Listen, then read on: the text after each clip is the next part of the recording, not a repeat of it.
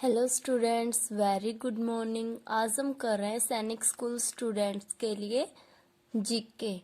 आज का हमारा लेसन है एनवायरनमेंट एंड इकोलॉजी, पर्यावरण और पारिस्थितिकी।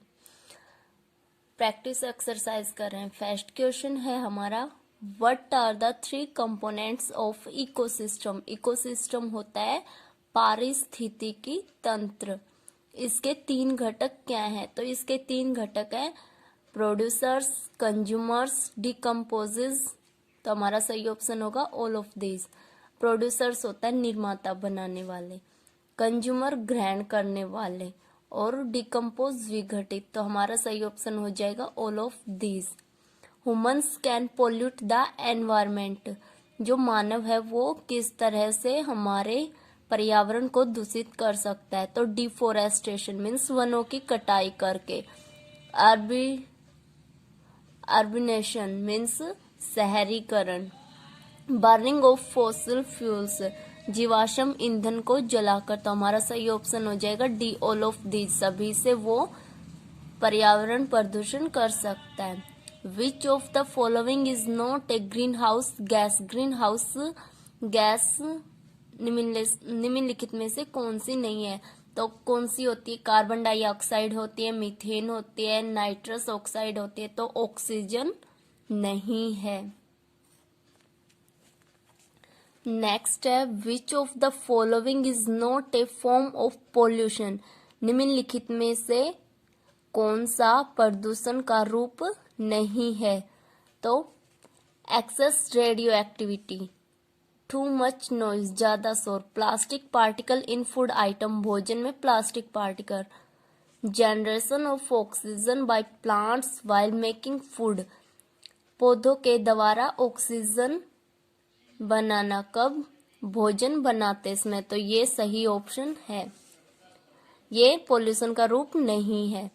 The non living environment in an area will not include. इसमें से नॉन लिविंग एनवायरमेंट कौन से में इंक्लूड नहीं है? तो पीपल लिविंग देयर, जहां लोग रहते हो। सही ऑप्शन ये है हमारा। Next is, which of the following factors causes pollution by natural means.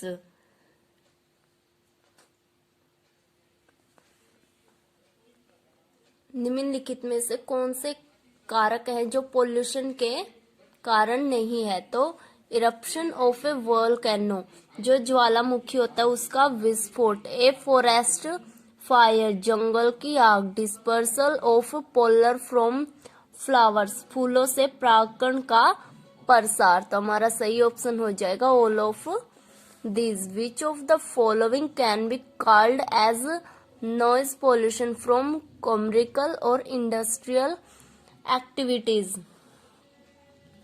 निम्नलिखित में से कौन सी वाणिज्यिक व औद्योगिक गतिविधियों को शोर प्रदूषण कहा जाता है? तो throwing poisonous waste into river. तो ये तो कौन सा पोल्यूशन हो गया? वाटर, क्योंकि हम जो कोई भी जहरीला पदार्थ है वो हम रिवर, नदियों में फेंक रहे हैं। Loud speakers playing music at parties and marriage.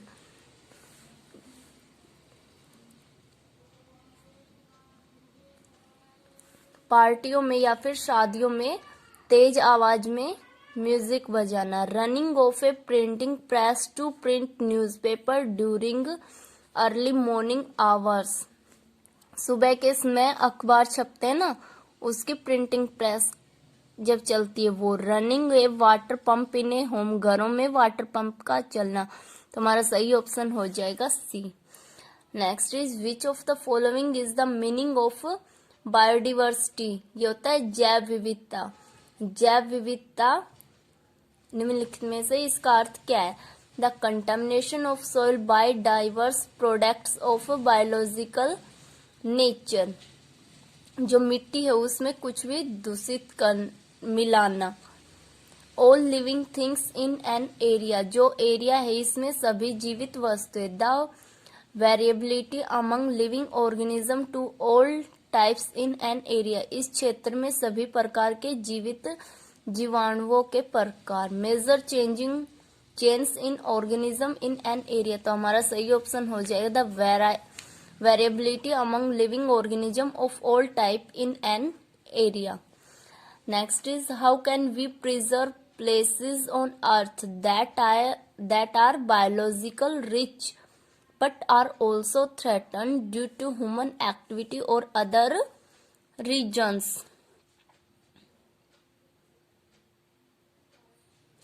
पृथ्वी पर ऐसी जगहों को कैसे संरक्षित किया जा सकता है जो जैविक रूप से समृद्ध हैं लेकिन मानव गतिविधियां भी अन्य कारणों से उनको भी खतरा है। तो by building fences around them, उनके चारों ओर बाड़ बनाना। By making them biosphere reserves और national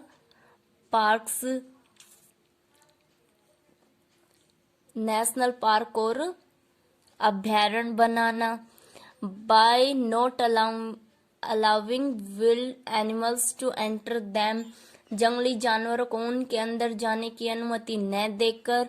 by cutting the trees inside them, उनके अंदर जो पेड़ है उनको काट कर, तो क्या आएगा bye making them biosphere reserves और नेशनल पार्क, नेशनल उनके लिए अभ्यारण्य और नेशनल पार्क बनाकर।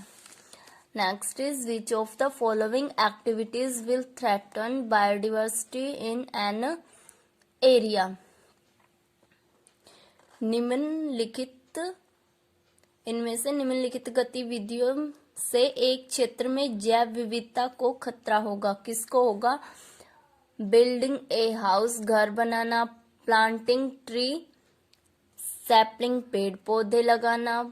प्रोहिबिटिंग किलिंग ऑफ एनिमल्स, जो पशुओं को मारते हैं उस पर रोक लगाकर। ऑल ऑफ दीज, तो हमारा सही ऑप्शन हो जाएगा बिल्डिंग ए हाउस, घर बनाना। Kaziranga national park is famous for which species, किस प्रजाति के लिए जो काजीरंगा नेशनल पार्क है वो प्रसिद्ध है? काजीरंगा नेशनल पार्क असम में ना, तो ये वन औरंड राइनोसेरेस, जो एक सींग वाला गेंडा होता है ना, उसके लिए प्रसिद्ध है। Next is in which state is the Bhitarkanika sanctuary located, जो भितरकनिका सेंचुरी है ये कहाँ पर, कौन से राज्य में स्थित है? तो ये उड़ीसा में है। When the Earth's average surface temperature is increased due to increase in greenhouse gases, we call it, जब ग्रीन हाउस गैस में वृद्धि के कारण पृथ्वी की औसत सतह का जो तापमान है वो बढ़ जाता है, तो हम इसे क्या कहते हैं? ग्लोबल हीटिंग, भूमंडलीय